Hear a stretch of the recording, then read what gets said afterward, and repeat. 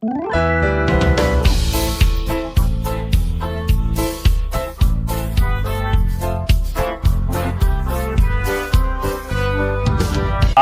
not saying the Bombonera is haunted, but there's just something about it. It's happened to the Argentine national team. Watch out! They also had to call a witch doctor and everything. It happened to the Argentine national team. And how did the vibe change? You have to change the vibe. You have to change the vibe. Look at the Boca fans. Look at the Boca fans. It's going to be a fun year. The bad vibe is that they're always thinking about the overall standings. The overall standings. Since when? When did Boca start caring about overall standings? For Boca, winning a championship was always easy. Even Riquelme himself said when he was out, well, if you stay at Boca for a little while, you win a championship. It's going to be a fun year. That's the only thing I know. It's going to be a very fun year. If you start at Boca with bad vibes and prospects, you'll constantly have problems. I read social media, I go to the stadium, I listen to fellow journalists. Everything is wrong. What's wrong, Riquelme? Hold on. No.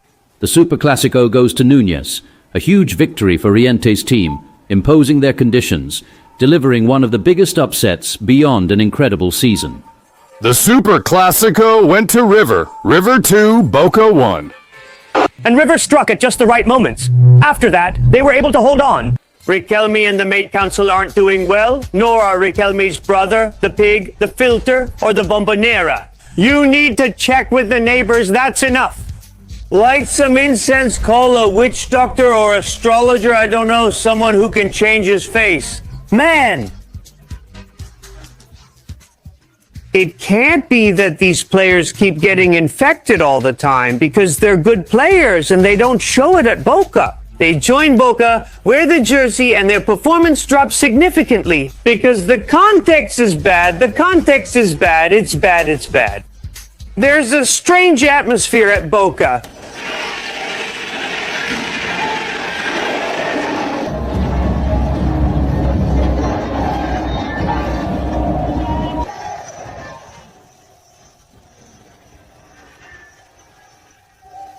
It can be. Alarcon was the best at Huracan. Boca.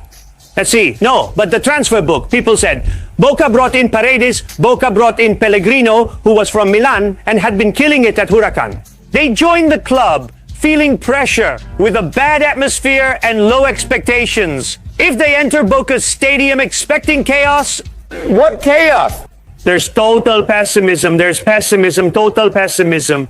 If they start insulting at Boca Stadium, it's not like they start at Milan, on the contrary. When you listen to the people, they get heated, they lose control. I don't want to, I'm afraid he'll get mad at me.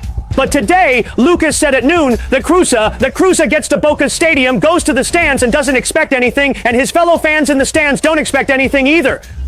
Boca is a team that nowadays, I go to the stadium, I walk to the stadium to enter through Gate 4. I hope I can keep using Gate 4 since I'm within the filter and attend other matches. I walk and I don't expect anything. Unfortunately, I walk and I don't expect, of course, I mean Boca the jersey, and I don't expect anything. And some do manage to disappoint me, and some do manage to disappoint me. You can't keep going like this. Must you expect it to act like a machine? I go to the stadium with no expectations, yet they still disappoint me. Of course, when the question, Ariel's first question was, can Paredes improve? Yes, of course, in just half an hour, he already improved him. Here's a clear example because they really got me worked up.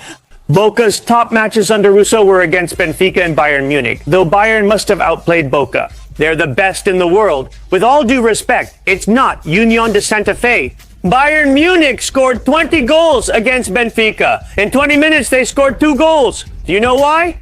Because people had a different mood. Miami, the heat, the sun, the beach. Going with the kids and family.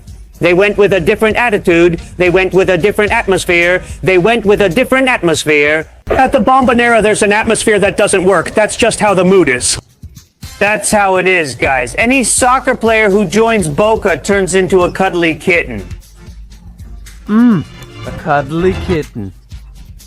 It can be that they forget how to play soccer. On Wednesday, in Santiago del Estero, that atmosphere could change. Far from... I'm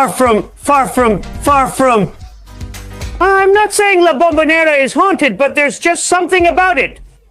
While Merentiel was celebrating his goal against Argentina's juniors and hugging a police officer, a Boca fan appeared. You can tell he was at the final in Madrid and now he's wandering around La Bombonera in sorrow. La Bombonera is the world's unluckiest stadium. This has happened to the Argentine national team. Boca shouldn't blame the fans.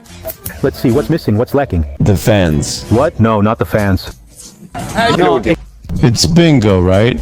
With that, I say, they've called bingo. But the atmosphere, nope, I'm not talking about the people. you as a journalist just asked that Palacio shouldn't play for Boca anymore, and then you tell the fan.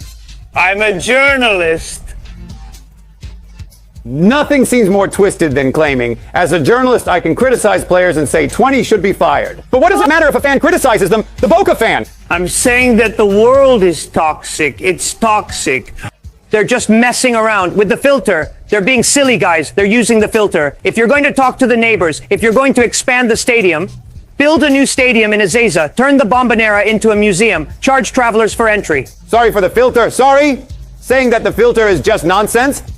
Calling the filter nonsense treats the, like, idiots. I don't know about the subject, but here's what I do. Concha Nueva, 150,000 people in 20 parking lots. Not mentioning the filter issue is one thing, but calling it nonsense insults the fan. That's all I'm telling you.